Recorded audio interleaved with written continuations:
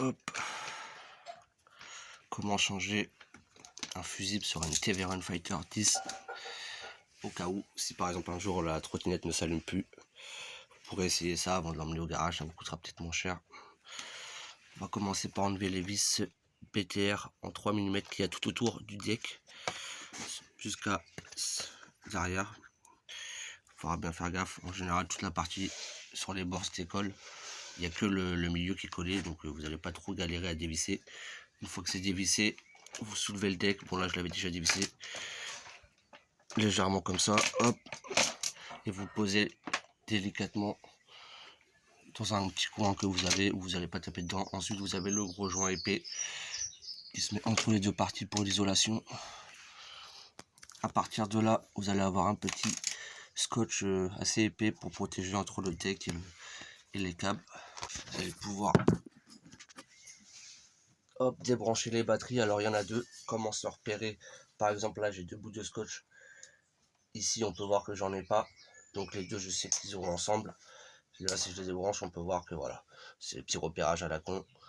Ensuite vous allez en avoir deux autres petits. Hop, pareil, vous faites le même système. Là on peut voir qu'il y a un petit bout de scotch collé, que sur l'autre il n'y en a pas, donc on sait que voilà. Ensuite, une fois que vous avez fait ça, sur les deux petits vous allez avoir deux fusibles en 7,5. Vous démontez le petit cache, vous tirez dessus. S'il veut venir, logiquement il y a une petite pince, donc vous prenez une petite pince sans trop forcer, parce que sinon ça peut vite casser. Et... hop, donc voilà, on l'enlève. Alors pour vérifier si un fusible est mort, HS, cassé, en fait si vous voulez à l'intérieur il y a une petite tige en ferraille. Là on peut voir qu'elle est complète.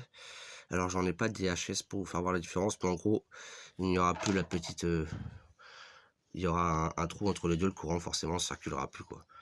Donc là on peut voir qu'elle est nickel. Ensuite, bon bah pour l'autre ce sera la même taille, la même dimension pour la petite qui a juste là, attendez, hop. Celle qui est là c'est exactement la même chose. Donc je sais qu'elles sont pas mortes, mais au cas où, voilà, vous pouvez vérifier. Ensuite vous avez les deux grosses. Alors les deux grosses c'est du 50 il me semble, ouais c'est bien ça. Pareil, on peut voir qu'on peut vérifier qu'elle est pas cassée, donc forcément pas moi le courant il passe nickel.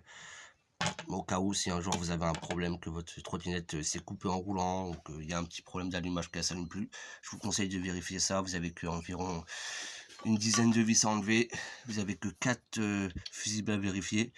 S'il y en a un qui est cramé, vous le changez, hein. La taille est en général indiquée sur le haut du fusible, donc là on peut voir que c'est du 50 et les autres c'était écrit du 7,5. donc voilà, imaginons il y en a un qui est cramé, vous allez le remettre, hop.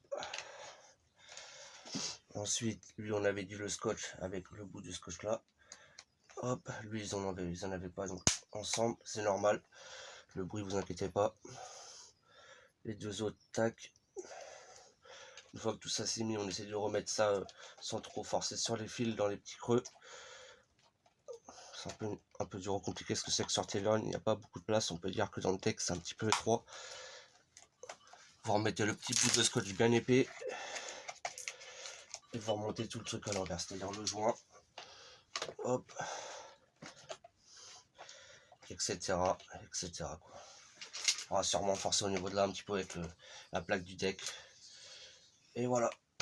Si au cas où vous avez une petite panne un jour qu'elle démarre plus, enfin je veux dire qu'il n'y a plus de courant, vous pouvez vérifier ça avant de l'amener au magasin. Vous allez sûrement économiser un petit billet. On ne sait jamais.